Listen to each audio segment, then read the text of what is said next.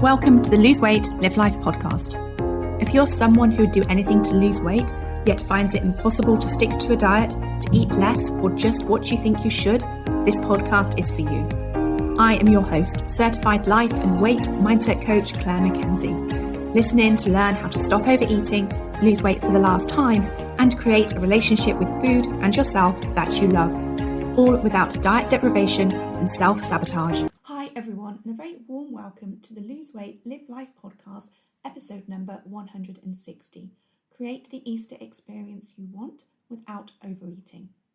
This podcast episode is a replay of an impromptu training that I did yesterday to help you plan your Easter or any other celebratory occasion, weekend or holiday so that you can create the experience you want without overeating. But before we dive in, I have two important announcements. The first is that the Lose Weight, Live Life Academy opens for spring enrolment this Friday, the 29th of March. I would love to have you join us. So please do check out the details at www.thebestyou.coach/enroll and sign up for the waitlist, and then you'll be the first to hear about the opening, about what's happening in the Academy in April, and also to find out about some exclusive early bird bonuses. Secondly, we have a Mindset Weight Wellness Coaching Experience Week coming up also in April. And so if that is something that is of interest to you, you can find out more at www.thebestyou.coach/spring24. Okay then, let's dive in and talk about setting yourself up for the Easter experience you want. Welcome everyone who is here this evening for this class all around considering how you want to create the Easter experience that you may want without overeating. And yeah, it's great to be talking to you about this evening. So let's start with thinking about what is the Easter experience you want. That is what I would really like to start with. What is it you want your Easter to look like? I'd suggest you, if you want to do this now, if you've got a notepad and pencil, then that would be great.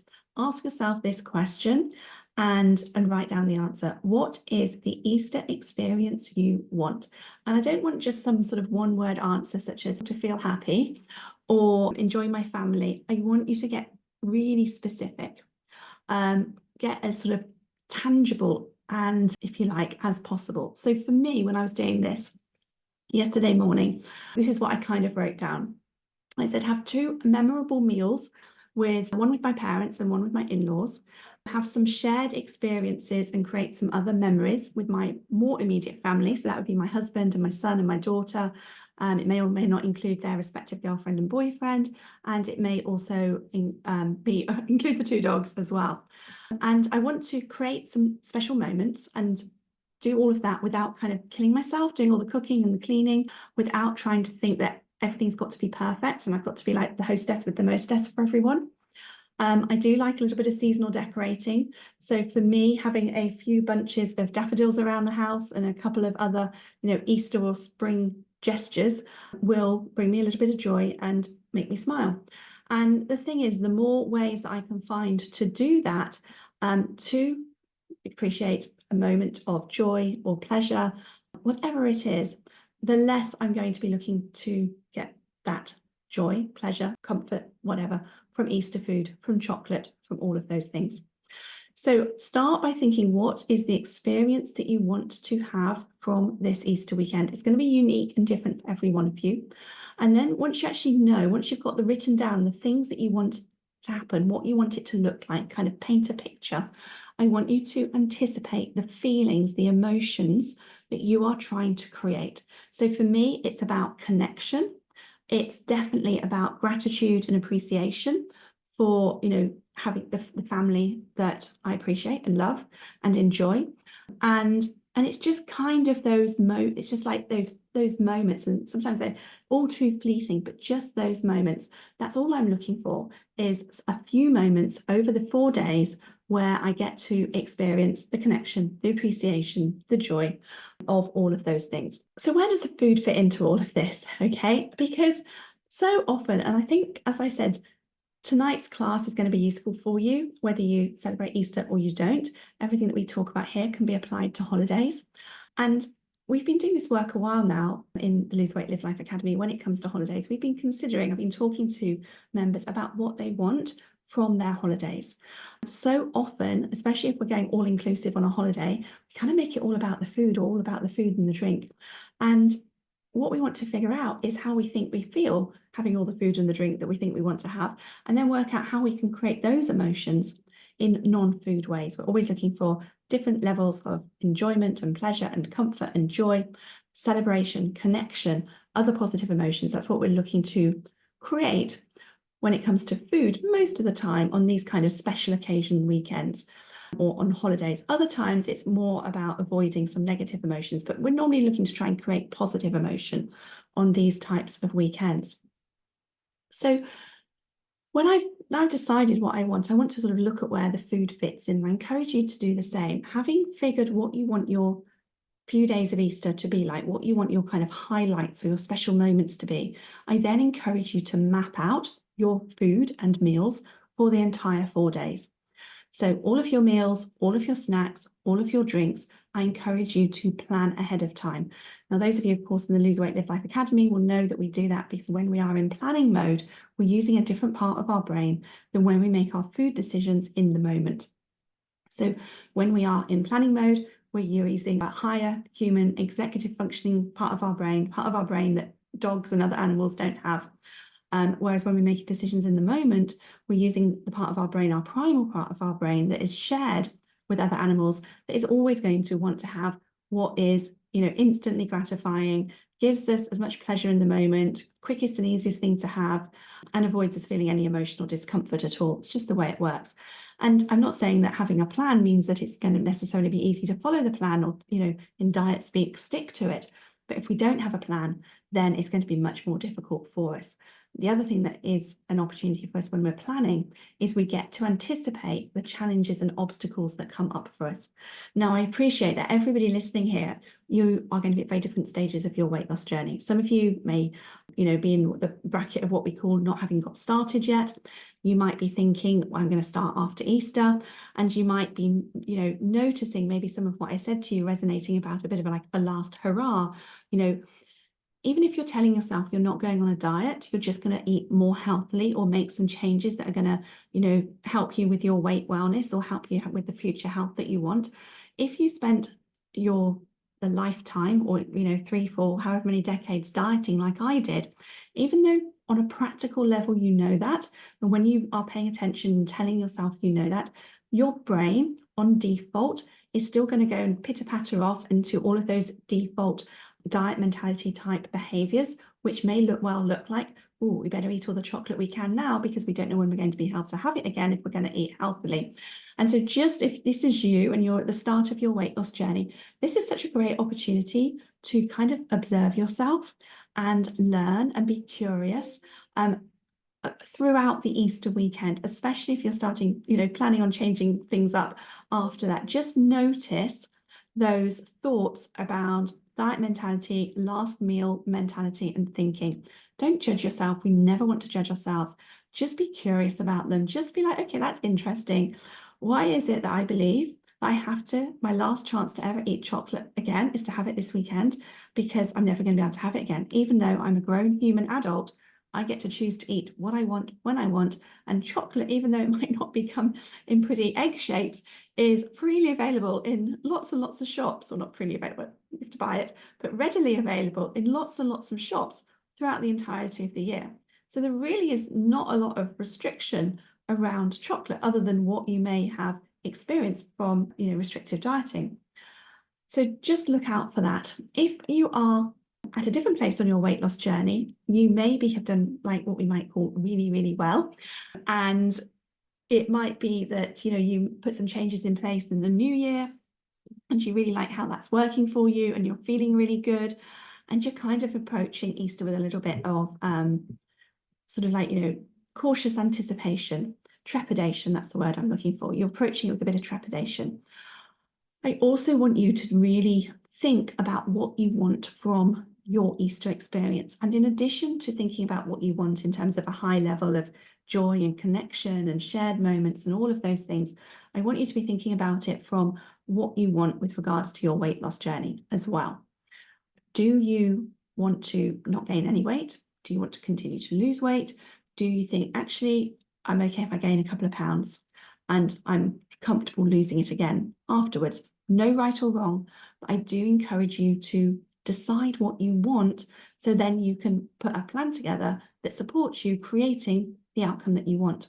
And again, I'm going to say, putting it together in principle, I appreciate, may be more difficult than what it looks like in practice. That doesn't mean that you shouldn't do it. And part of this is it's always going to be a learning experience. So right now, you're going to be figuring out, all of you, how you want to eat for Easter for the rest of your life. That's what I encourage you to be thinking about here. So anyone who's been on a pretty restrictive diet and kind of thinking that, you might just push on through Easter and not have anything at all, if you're thinking about that approach, I want you to be really honest and ask yourself, is that the approach I want to take for life? Because if it isn't, then I encourage you to not waste the opportunity to practice creating the Easter experience, not just with friends and family and connection and whatever else that you want, but creating the Easter experience of what you want your Easter to look like for you for life. So the right amount of Easter foods, chocolate, drink, all of it. That is what I really encourage for you to work towards. So no matter where you are on your journey, I want you to be thinking about, when you are the weight and you have the weight wellness and the relationship with food that you want, how do you imagine you will be eating at Easter time? And I'm also going to say to you that the way that you eat to lose weight, at least the way that we eat to lose weight in the Lose Weight, Live Life Academy, because we don't do anything that we're not prepared to do for life, will be very, very much, very, very similar to how you will want to eat to maintain your weight. Because as you lose weight, gradually, by the time you get down to being the weight that you want to be, actually to maintain your weight at that lower body mass size weight is not going to be any different, or very, very slightly different to how you've been eating in order to be able to lose it. This is why we have to figure out how we want to eat for life on our way to losing weight. Okay. So where did we get to then? Let's go back to my notes. We got to planning, and I was talking about the importance of planning and brain. And when we've got a plan, it enables us to kind of spot and identify when we're about to or want to eat differently to how we've planned. So we've got our meals planned, we've got our snacks planned. If we've got food treats, if we want to call them treats, I don't like calling them treats, but let's call it, whatever we want to call them, that's fine. We've got that planned. We're very clear on what we want our outcome and goals and intentions to be for our weight wellness journey. And then we want to have a really honest look at what we've created for ourselves to see if our plan will match up with the result we want to create. That's all we're trying to do. You get to choose all of it, and you're a grown human adult. And so you get to decide exactly what that looks like for you. So when it comes to food, for my Easter, I've actually decided this year, and I'm going to say this out loud, I don't know if it'll happen or not, because I'm a chocolate person. I've decided I don't want to eat any Easter chocolate. I've never said that before. And I think one of the reasons is I've always said that something that I really enjoy is eating chocolate on Christmas Day. And I didn't have any chocolate this year on Christmas Day, and that wasn't planned. And it didn't detract from my Christmas Day. Not having chocolate didn't detract from my Christmas Day. Didn't mean I didn't have some chocolate in the rest of the Christmas period, but normally I have a big thing around having a hotel chocolate box of chocolates on Christmas Day. And I didn't have any this year, just didn't, in the moment, didn't fancy them, which is unheard of for me. And so I want to kind of carry that forward and be curious about, okay, actually, you know what? I think I'm not going to have any chocolate this year. So that's one of the things I've decided. We will have some chocolate in the house. It will be limited. I will buy some chocolate for my kids. They probably won't eat it. It'll probably drive me mad for the next however many weeks till I throw it away. But if I don't get it for them, then they feel like they've missed out. Okay, and then for the two main meals that I'm preparing, one of them is going to be, we're going to do a lovely salmon and salad on the Friday night, and the other one will be a roast. But again, I don't actually plan on eating differently to how I normally eat over the entirety of the Easter period, because for me, it's not about the food anymore. I still enjoy preparing a lovely meal. So I still hang on to that.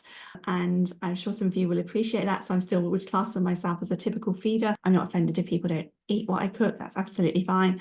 But I do get pleasure and joy from preparing a nice meal for people. But my intention is to eat differently to how I would normally eat. And I can, choose and make a few customizations with what I plan to do for the salmon dinner and for the roast dinner that will absolutely fit with that. Okay, so what I'm looking for from my Easter is really, as I said before, feelings of joy and connection, some self-appreciation with probably preparing those meals as well, feelings of some freedom. Freedom's always an important one for me. And also whatever the emotion is that, just feeling lucky to kind of appreciate what we have and all of those things, that feels really good to me. All of that feels better than eating an Easter egg. Okay. So, and I can't believe I'm saying that. That is the genuine truth to me now. I have no desire to eat Cadbury's Easter egg, something like that. All right. So I will ask you again, what do you want your Easter weekend to look like?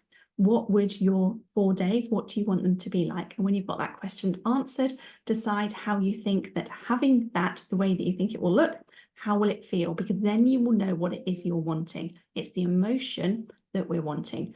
When we're eating chocolate, and it's not all about the chocolate, it's the pleasure that we get from that we're seeking. We're seeking pleasure. And the more ways you can find yourself to give you those positive emotions outside of eating the food to get them, the easier it's going to be. All right. So you're looking always to have the right mix of eating for fuel and nutrition and nourishment and comfort and pleasure to give you the outcomes that you want. That will be absolutely different for everyone. So this isn't about me telling you what to eat. All right. Now, some of you may notice that you've got, or you may not notice because you're probably not even aware until I'm going to start talking about it, that you might automatically default to telling yourself what you can or can't have, kind of what you're allowed. You might be sort of noticing, well, it's almost like you're telling yourself, well, I don't want to gain weight, but in order to gain weight, I can't have that, as if you're not allowed it. And that being in that place can feel quite frustrating. And if you are in that place, I encourage you to have a little bit of compassion with yourself and see that, and notice when your brain goes telling you you're not allowed or you can't have it, and go back around and say, well, no, I can have it. I get to choose. I'm a grown human adult. I get to own and choose all of my food choices, everything that I put in my mouth. But if I have X, Y, and Z, then it is going to create ABC outcome. Is that what I want? Well, if it's not, no. Okay, well then actually really, even though your brain is used to telling you that you want all of these foods, you're kind of stuck on wanting them. Actually, you know what? Maybe you just don't. Maybe the outcome you want to create is more important to you. And this is like really kind of being in the messy middle. It feels really uncomfortable. It feels frustrating. We probably spend quite a lot of time with this in the academy. I'm not expecting you to be able to sort of suddenly change things from this one class this evening and as we approach Easter. I think just knowing, having an awareness that is the place that you are at can be useful and helpful. Okay. And this feels like a bit of cognitive dissonance. It's about being in conflict with yourself. It isn't a nice place to be, and it's really normal part of the process as well.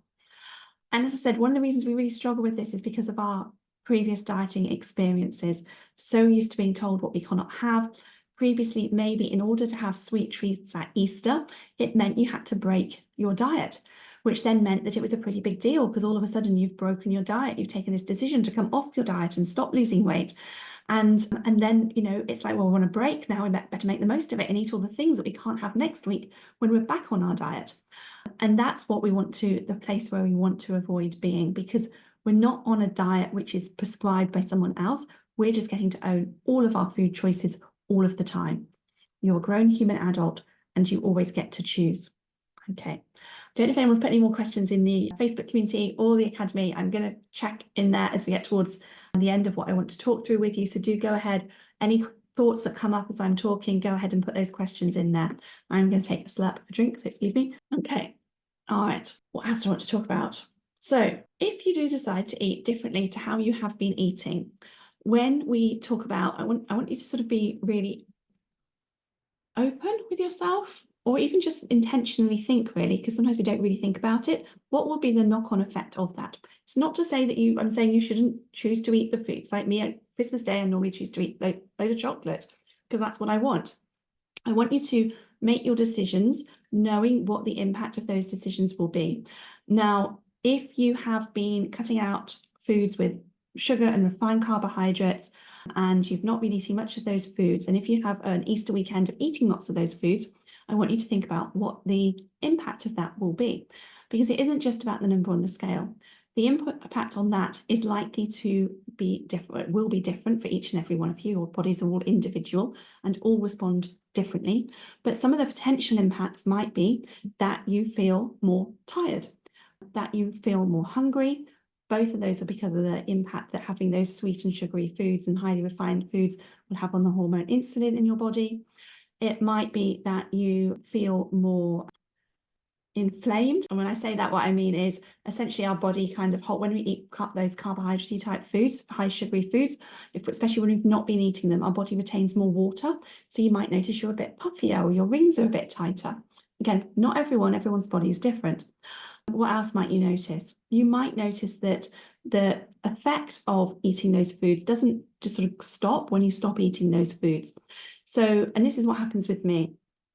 So if I go on holiday and I eat a lot more sugary and highly refined foods, when I come back from holiday, I'm so much more hungry than I normally am the rest of the time. So most of the time, I'm not really that hungry at all.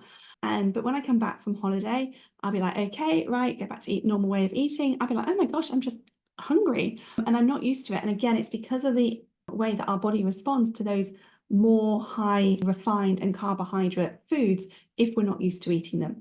And that doesn't necessarily mean we shouldn't eat them, but if you know that that is how your body responds to those foods, then you can plan for it. So for example, what I might do on those few days after eating different foods is have more planned healthy snacks when I might not normally have snacks, for example. So I will have more foods in the house that I can eat that don't have the added sugar and refined carbohydrates until my body kind of settles back down again and goes back to normal and my hunger levels return to normal. And even though if I'm, working to lose a couple of pounds gained or something like that, it's going to slow the progress. I would rather do that than go into that kind of horrible battle with myself where I feel really, really hungry and I'm kind of fighting with myself to not eat anything.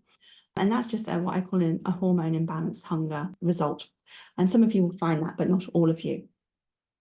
So you're planning all of your meals, you've got your plan together, you've got your plan for as much non-food comfort and joy as we talk about it in the academy. So all of the nice things you're looking forward to, the flowers, whatever else it might be, a walk if the weather's nice, not look to the weather, all of those sorts of things. So you're setting yourself up to create the experience that you want, to create the emotions that you want from the weekend, and you've got your food planned to match the outcome and the results that you want to create.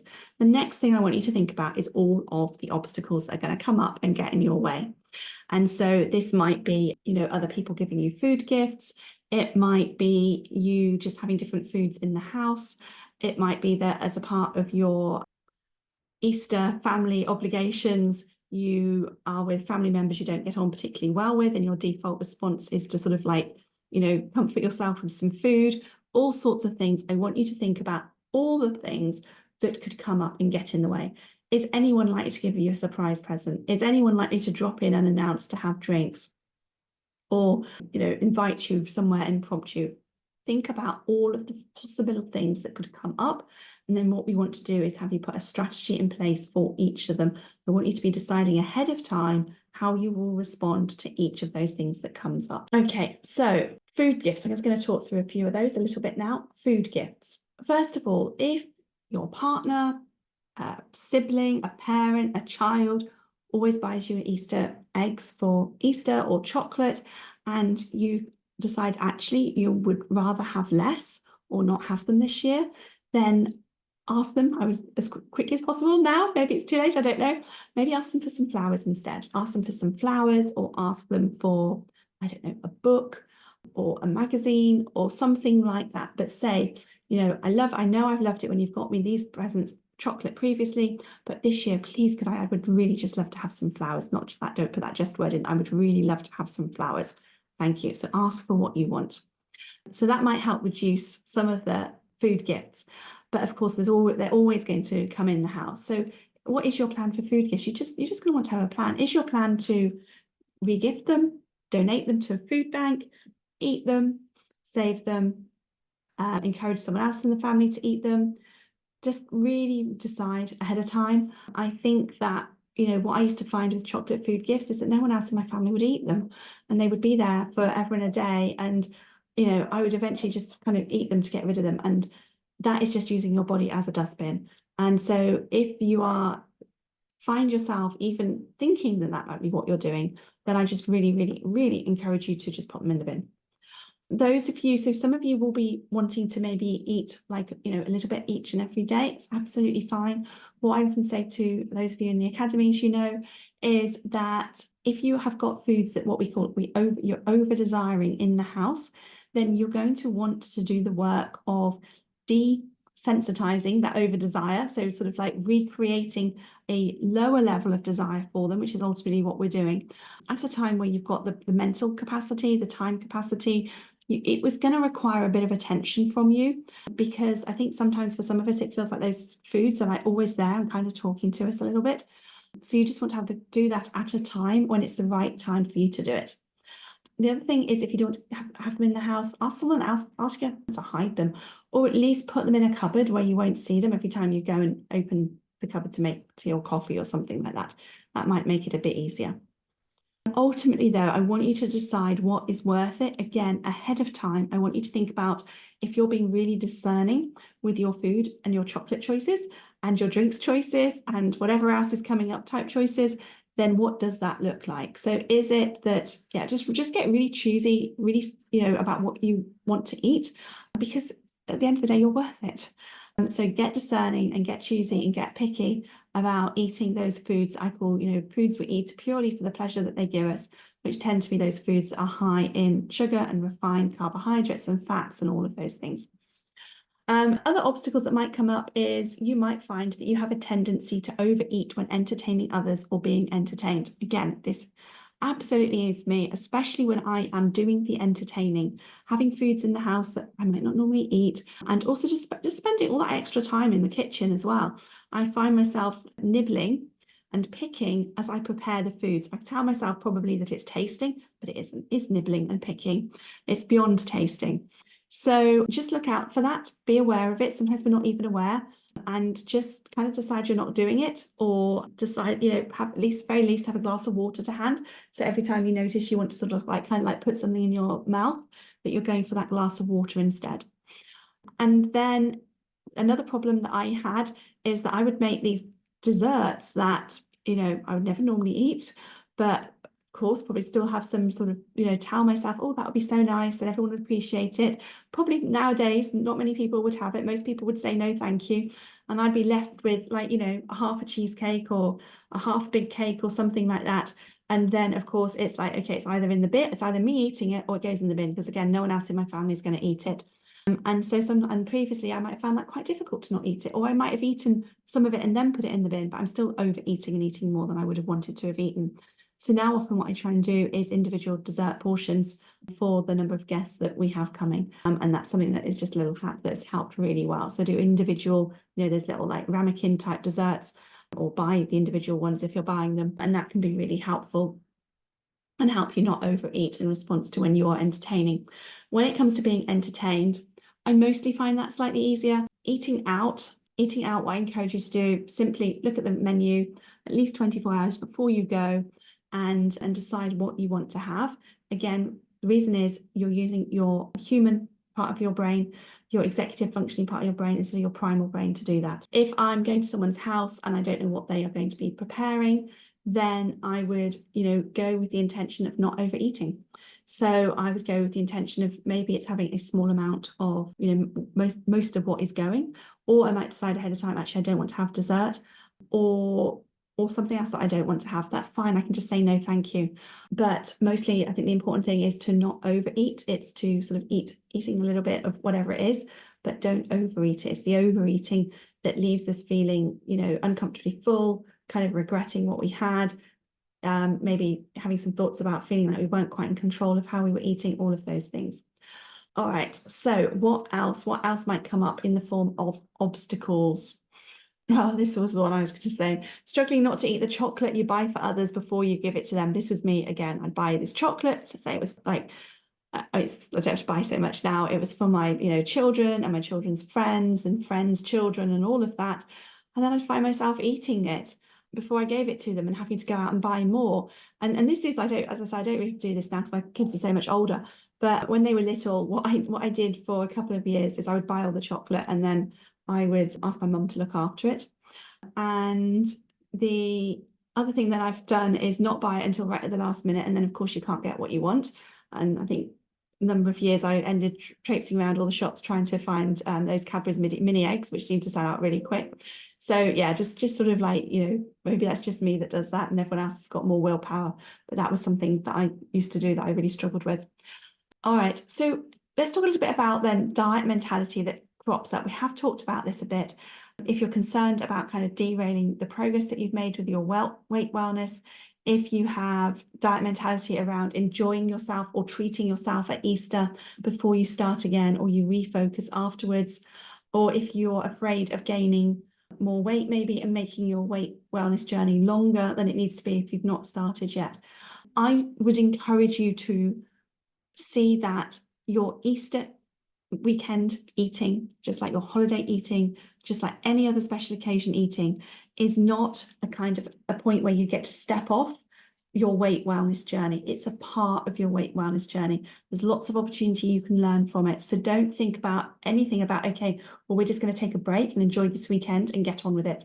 I really advise you not to do that and to do the things that I've spoken about instead.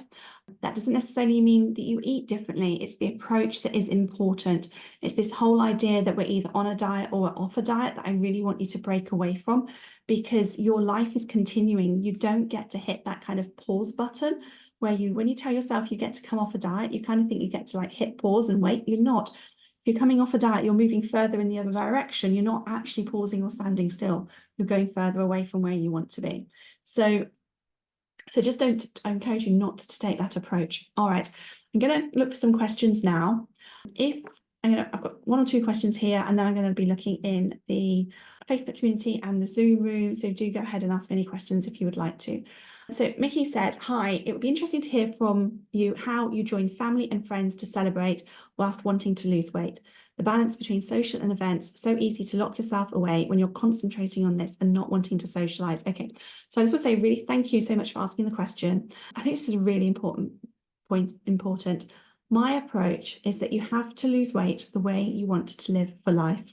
It really is. I really do encourage you to not think about, like adapting your life to fit the way you're eating to lose weight, and then thinking that you will be able to like kind of go back to your life and it will be easy. I really encourage you to take what might be the slightly longer journey, might be the slightly harder journey, but kind of figure it all out as you go. So don't incorporate something into your weight loss journey that you're not prepared to do for life, such as attend social occasions and events. We can celebrate with friends without eating weight loss hindering foods, and that's different for all of us. So we can celebrate with our friends without gaining weight. We can celebrate with friends without drinking alcoholic drinks. If we think about it, pregnant women who choose not to drink will still celebrate with friends. Individuals who might be gluten-free because they're celiac and may need to avoid all or nearly all of the sweet treats can still celebrate with friends. So if you're equating social occasions to overeating and overdrinking, you're really going to want to dig in deeper and get to the specifics. What exactly is it about these social occasions that you're concerned about? Is it the drinking? Is it eating dessert? Is it eating the quantities? Is it grazing nibbles? I really would encourage you to get really specific. Take it one occasion at a time and put a plan together. And it's not going to always go the way you want it to go. It's going to be a learning experience. You're going to, have a plan, find out what works, find out what doesn't work, and you're going to be able to learn from that and then move forward. That is something that I would really encourage you to, an approach I would encourage you to make. Yeah. All right. Also, again, a bit like how we've prepared here tonight, what do you want to get from the social occasions, and how can you get what you want from them with the right balance of eating for fuel and nutrition and comfort and pleasure that gives you the weight loss result you want? So work out what the experience is that you want from those social occasions and figure out how you can create that, how you can get that without it having to be created by what we might call artificial pleasure with the foods and the drink. And this is all really normal, and this is like a big challenge for a lot of people, but it is one that I suggest we meet head on rather than try and go around, because we want to live life and we want to manage our weight for life. So we have to tackle it head on. All of the obstacles that come up, we want to tackle them head on. Doesn't mean we have to tackle them all head on at the same time, but one at a time, we want to tackle them head on and learn strategies that will work for us going forward. So for me, what this might look like is drink. So I might often choose not to drink. Maybe I wouldn't say often, sometimes choose not to drink. Often now if I'm entertaining at home, I don't really drink. But if I'm going out with friends in a pub or for a meal out, I probably would want to have a drink. But when I do choose to have a drink, now what I normally drink is a gin and tonic instead of joining in with the wine and the Prosecco, because I find that when I do that, I'm much more aware of what I'm drinking. It lasts longer. I probably enjoy it a bit more. And so I just feel better generally. And, it felt like a little bit like I was being, sticking up, not joining in when it's like, shared bottles of Prosecco being sort of bought. But actually, this is about me getting more comfortable about putting myself first and making myself a priority.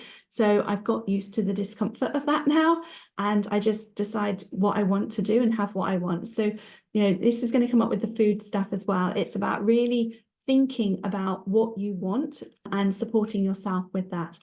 And just likewise, when it comes to food, a simple no thank you is all that is required. No explanation is needed. Or you can just simply, if you've been served some food on a plate, you can just simply choose to leave it. And sometimes both of those feel incredibly uncomfortable as well. And that's okay, because you just get to choose your flavor of discomfort on your weight loss journey. You can't create a weight loss journey for life that is going to be without any uncomfortable feelings and emotions. But what you're doing is you're trading in the uncomfortable feelings and emotions that come from being a different weight to the weight you want to be, because that doesn't feel good either, for some of these different uncomfortable emotions of just saying, oh, no, thank you. Every time someone offers you something, even if it's for the 10th time, say, no, thank you, that looks lovely. No, thank you. Whatever it might be. Yes, it might come with some discomfort, but this is about you taking care of you. This is about your health and your life and all of it. And it's incredibly important. So, and this takes practice, of course. Okay, it's easier to talk about it in principle. In reality, it takes practice, and that's okay. And when it doesn't work out the way you wanted it to, we just get to learn from it. And so think through each of the social occasions at least 24 hours before you go and put a plan together. And then afterwards, reflect on it and decide what worked well for you and what didn't work so well and what you want to change. And so Mia, thank you. You asked a question. You said, my mother-in-law loves Easter and gets in all the goodies. She loves her family around her and is a little hurt if you don't have the hot cross bun or the simnel cake or the cheesecake she has prepared. Then you say, to be honest, I want it, no doubt about it. Okay, so I just want to say, first of all, really well done for recognizing both that you kind of feel some obligation or uncomfortable emotion associated at the thought of not having the foods that your mother-in-law has prepared, but also well done for recognizing and acknowledging that there's a part of you that absolutely wants it too. The truth is, the reason why others and ourselves get pleasure from feeding people, and I include myself in this, as I alluded to earlier, is because we so often give or receive positive affirmations around foods that we give people and present. It feels really good. It feels warm. It feels connecting, all of those things. We might even be gleeful or joyful in our appreciation. But I just want to say this, or I just want to say, and just because you may have participated in this previously doesn't mean that you cannot change your mind.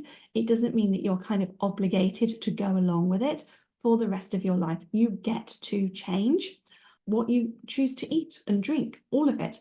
You'd get to change so that you're not eating those highly refined foods forever or having less of those highly refined foods forever. It's, I guess, kind of, if you think of it like this, if you were a smoker and your mother-in-law smoked and then you gave up smoking and she offered, when she's still smoking, she offers you a cigarette. Yes, she might be a little bit like if you say no, thank you, but you're still going to absolutely say no, thank you and do what is right for you. So you get to choose. You get to say no, thank you. You get to ask for a small piece. And if, of course, you don't get the small piece, then you get to leave half on your plate. It's important to remind yourself that you are always 100% in control and get to choose. even when you suspect you may have offended your mother-in-law. But the truth is, you cannot offend your mother-in-law. Whether or not your mother-in-law is offended will depend on the thoughts that she thinks about you saying no thank you to the cheesecake. And it could be that she does have thoughts that leave her feeling a little bit offended or miffed or upset or hurt or disappointed, any of those things. Or she might have a thought that is like, oh, you're making some changes to how you're eating. Okay, great. That's going to be, good for your future health or something like that. So you can't control how she thinks about it and how she feels in response to saying no thank you. So I just want to say that first of all. And at the same time, we kind of can see maybe sometimes we might see an expression or there might be a little comment. So we make some, deductions about how she is feeling, and it might feel uncomfortable, and that is okay as well. So the first time she might be a little bit awkward, she might be a little bit offended, disappointed or hurt. But as I said, you're not responsible for those feelings. And once she's used to you saying no thank you to things, if that's a novelty, she'll get used to it really quickly and it'll just become the norm. And then it'll be no big deal. All right. Okay. So you don't need to explain anything if you don't want to. If you wanted to, you could warn her ahead of time that you're like not eating some foods like that at the moment. My personal preference would be not to do that. I would just go and say no thank you. I would, just stick with that. Okay, all right. Let me see then if we have any questions. One more thing I wanted to say actually is think about your approach to Easter as being in like 3 phases. Your before, your preparation phase, your in the moment phase of being in the moment, being present, being intentional, noticing, observing what's going on around you, observing yourself in your relationship with food. And then you've got your after phase as well. And your after phase, you want to do a few things. You want to reflect back on your middle phase and see what worked for you and what didn't, and make some notes about that so that you can figure out what you might want to do differently next time. And it might not necessarily be next Easter, it might be next holiday or next special weekend, whatever it might be. So you're going to want to do that reflection piece. You're also going to want to notice if there's any leftover stuff in the house and have a plan for that. So really be clear about what that plan is. And if you have eaten differently to how you normally eat, then I want you to be prepared to have that extra bit of patience and compassion with yourself as you kind of, ease yourself back into going back to how you were eating before, where maybe your hormones, insulin levels are a little bit imbalanced, so it feels a bit more difficult. Because I don't want you thinking, oh my gosh, like I've gone off track, I've lost it, now I'm out of control, like I can't get it back. That's what it felt like for me when I came off a diet. It felt so out of my control. But I just want you to know that if it starts to feel a little bit that way, it's because of how your body and your brain have responded to how you're eaten. And you can learn ways to help your body and brain kind of re-regulate, is that a word even, to get back to where it was so that you're feeling in control and carrying on. And the more you do that, the easier it gets, especially because you know that you can do it. So you're not kind of feeling afraid that you've lost this kind of like power that you think exists outside of you to kind of stick. Okay. Come on, Facebook. Why are you doing this to me? So what's happening? Let me just explain. I can see we've got 12 comments, but for some reason I can only see 4 of them. So I'm going to have to jump off, I think, and then see if I can come back in and see what all of these comments are that I can't see right now. That's very frustrating. Sorry about that. All right. Okay. All right, that's it. So thank you so much, everyone. I hope you have found it useful, and whether you're in the Academy and or in the Facebook community. And I want to wish you all a very lovely Easter. And Academy members, I look forward to seeing you later in the week. I think we've got our Food for Thought call tomorrow evening at 7:30. All right. Thanks so much, everyone. Take care. Bye-bye. If you enjoyed listening to this podcast and are ready to live a more intentional life, lose weight as a part of that journey, and create a relationship with food and yourself that you love, then I would be honoured to have you join the Lose Weight, Live Life Academy membership and coach with me. The programme offers different levels of support to suit you, including self-paced learning, twice weekly calls, private coaching, an amazingly caring community, and lots more. Find out all the details about when and how you can join at www.thebestyou.coach/coaching.